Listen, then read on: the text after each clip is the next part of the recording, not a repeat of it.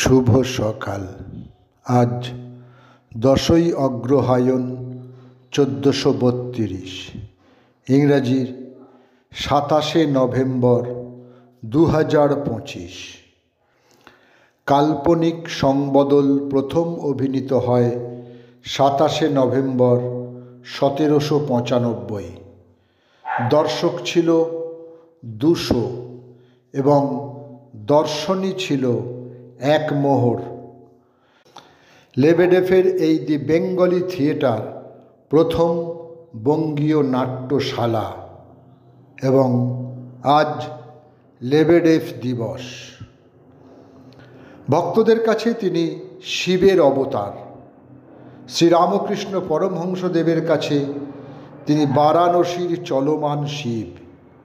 তিনি আধ্যাত্মিক ক্ষমতা সম্পন্ন মহাযোগী ত্রৈলঙ্গ স্বামী। 1607 সালের 27শে নভেম্বর অন্ধ্রপ্রদেশের ভিজিয়ানাগ্রাম জেলায় কুম্বিলাপুরমে তিনি জন্মগ্রহণ করেন। গ্রাম বাংলার শ্যামল স্নিগ্ধ রূপ উন্মোচনে প্রয়াসী হয়েছিলেন কবি যতীন্দ্রমোহন বাগচি। গ্রাম্য জীবনের অতি সাধারণ বিষয় ও সুখ দুঃখ সহজ সরল ভাষায় তর্জমামণ্ডিত করে তুলেছিলেন তিনি।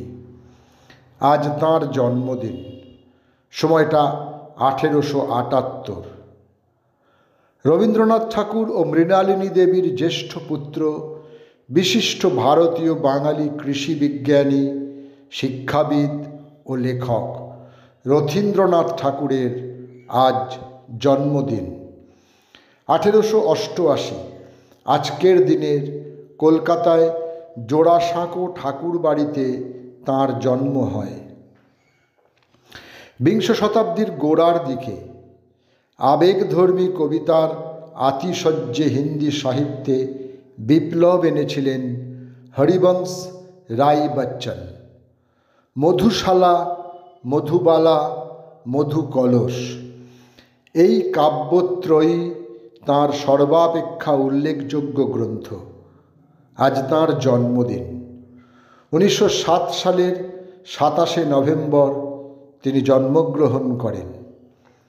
তিনি ছিলেন কীর্তিমান অভিনেতা অমিতাভ বচ্চনের কীর্তিমান পিতা।